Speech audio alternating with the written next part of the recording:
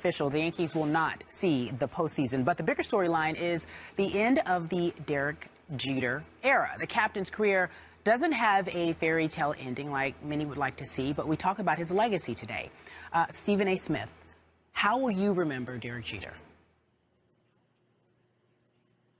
I remember him as a champion, one of the greatest champions, one of the greatest leaders, one of the greatest ambassadors, if not the greatest ambassador of a particular professional sport that I have ever seen in my lifetime. And it has been an honor and a privilege, me as a diehard Yankee fan, to see this man do what he's done throughout his career. Skip Bayless, the season hasn't been the greatest. We understand that. Man's 40 years old. I expected nothing else. Batting .253, recent 0 for 28 slump.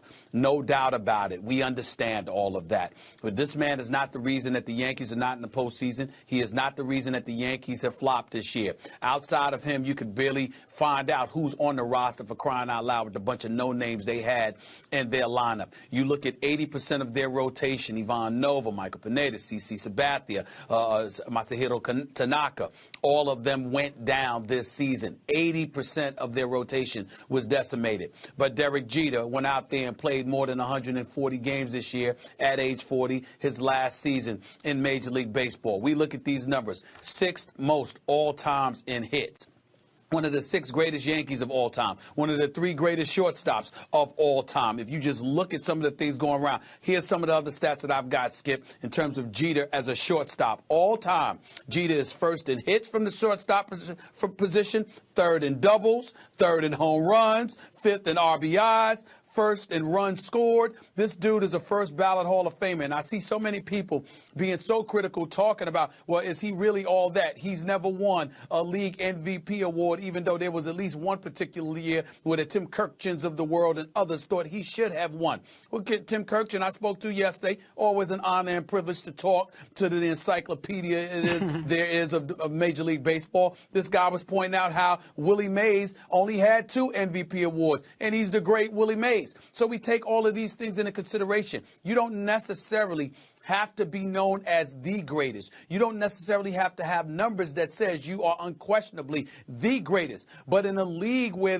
thousands upon thousands upon thousands of players have existed over the decades, when you talk about Derek Jeter, you're talking about top 5, top 10 in most categories when it comes to shortstop, if not all of them. And when I consider that, and him being a 5-time world champion, and him being a dude working in the bubble that is New York, the Mecca, for the Yankees, the most storied franchise in sports annals, doing what he did, the way that he did it, never getting in any trouble, always conducting himself first class. His decisions off the field have been nothing short of impeccable. Just check the resume. I look at all of those different things, and the fact that this dude was still about winning, that it was a priority, that he was about championships, that he was about doing things the right way, it was an absolute honor to watch Derek Jeter. I have not a negative word to say about this man. I love him. I'm going to miss him. It was great just seeing him a few weeks ago and talking to him at the Barclays Center.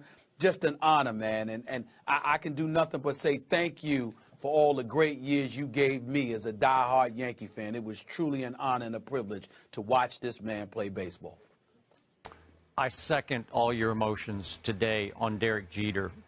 One quick stat before I get into what I will remember most from Ian O'Connor on ESPN.com today is that Derek Jeter has now played in 2,903 games, 2,903. Not once was he ever thrown out of a game.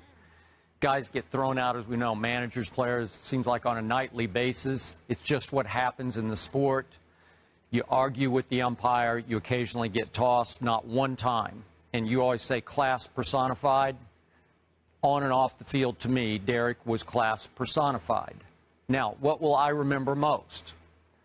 I must tell you, as an athlete, to me, Stephen A., he's been a little hard to figure out. So what I will remember most is, here is an obvious first ballot Hall of Famer who was never what I would call extraordinarily talented in any single phase of the game. Not extraordinarily talented. We're not talking about LeBron James here. We're talking about Is he the strongest? No, he's not the strongest guy. Career high was 24 home runs, 102 RBIs. Not bad, not great. Was he ever the fastest guy? No, he had a career high 34 stolen bases. Not bad, not great. Did he have the most range of any shortstop ever? Obviously, he did not. Did he have the greatest hands of any shortstop ever? No. Were we talking about the Wizard of Oz, Ozzie Smith here, Omar Vizquel, Louis Aparicio? No, we're not talking about that. Very good, maybe not great, even though he did win 5 Gold Gloves, which is shocking to me. But in the end, to me, Derek Jeter took everything that God did give him, and he applied mind over body. Every pitch, every inning, every night he ever played. Every pitch, he gave you every ounce he had to give you. No matter whether it was in April or October, he gave you every ounce he had, mentally as well as physically. And when the moments were the biggest, Yankee Stadium, New York Yankee moments, as you well know, nobody's ever been better than this man, because he did somehow will himself into a place of super heroism. Like he became a superhero when the pressure was greatest. Well, again, the attributes, the talent wasn't the greatest, but he became the greatest in the greatest moments. And it's all about will. It's all about all those intangibles we talk about. And if there's any message here for the many talented kids we talk about on this show every day is, can you bring it every day? I know some days you get up, you just don't feel like it. You know you're really, really gifted and you can get away with it today. You don't have to give it all today. Derek Jeter gave it all for 2,903 games to date. Listen, Stephen, you'll attest to this. Did he ever take an inning off, a pitch off? Did he ever give up an at-bat?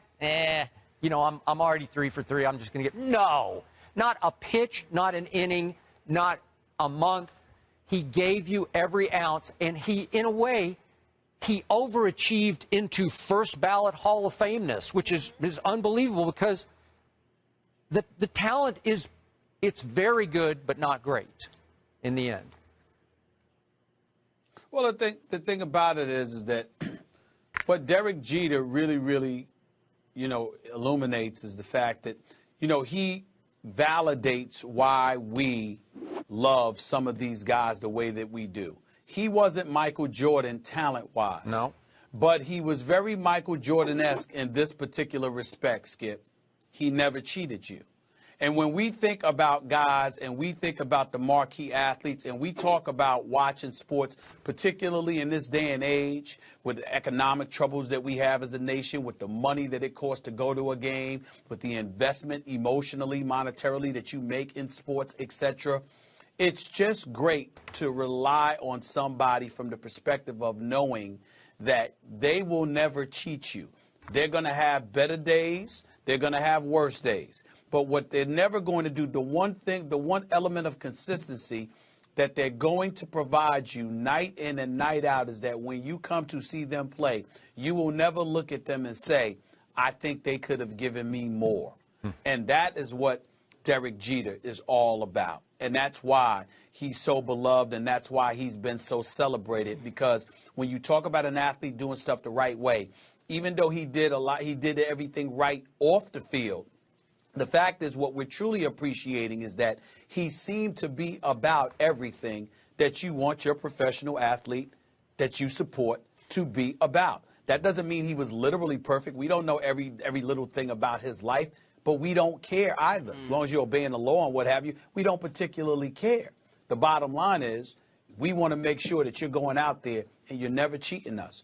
And Derek Jeter was that guy. It's just that simple. And that's why the commercials, whether it be with the Jordan brand and tipping the cap, or it's with the Gatorade commercial, the commercials are just incredibly apropos, because that's basically what they're saying. Respect for what this man gave you on a night-in, night-out basis. He will never cheated you. He will be greatly missed. Derek Jeter, I've been told that class and elegance never goes out of style. You wear both very well.